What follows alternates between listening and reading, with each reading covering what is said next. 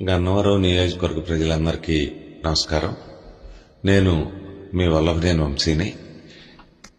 ఈ నెల 13వ తారీఖున జరగబోయేటువంటి ఎన్నికల్లో వైఎస్ఆర్ కాంగ్రెస్ పార్టీ తరఫున శాసనసభకు నేను, పార్లమెంటుకి సింహాద్రి చంద్రశేఖర్ గారు, జగన్మోహన్ రెడ్డి గారి ఆశీస్సులతో ఫ్యాన్ గుర్తుపై పోటీ చేయడం జరుగుతూ ఉంది.